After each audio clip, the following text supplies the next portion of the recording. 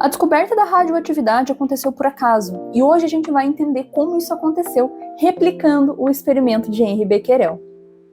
Tudo começou em 1895, quando um físico alemão chamado Wilhelm Röntgen fez a descoberta dos raios X, que é um tipo de radiação invisível bem conhecido por conseguir passar a carne humana e fazer a formação de imagem no interior do corpo, e que é um tipo de radiação produzida por meio de eletricidade por um dispositivo chamado tubo de raios catódicos. E quando Röntgen fez essa descoberta, o mundo científico ficou muito animado com essa novidade.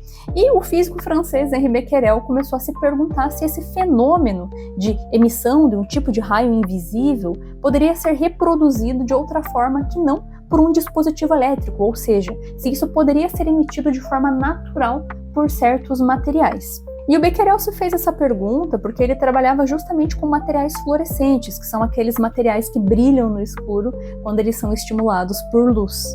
E na cabeça do Becquerel, isso poderia ter alguma correlação com esses raios misteriosos descobertos pelo Röntgen. Então, para ele conseguir tirar essa dúvida, se de fato a fluorescência tinha correlação com esses raios misteriosos, ele propôs um experimento bem simples.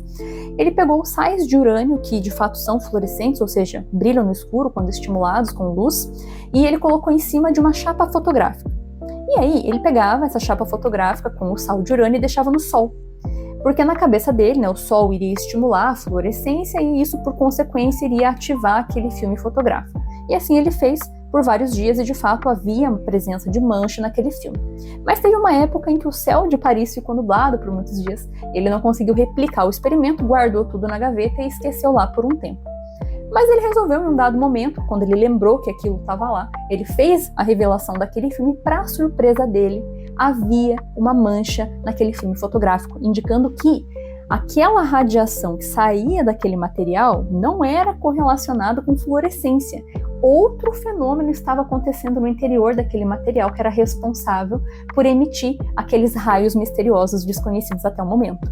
E aí que entra o casal Curie, Marie e Pierre Curie, que deram seguimento a essa proposta do Henri Becquerel com relação a investigar o que havia naquele sal de urânio que estava emitindo aquela radiação misteriosa, que diferentemente do raio-x, que é produzido por eletricidade, é uma radiação que vem espontaneamente do material em questão. E fazendo os experimentos, posteriormente eles cunharam o termo para isso como radioatividade, que é essa habilidade que alguns materiais, alguns elementos químicos possuem de emitir radiação de modo espontâneo.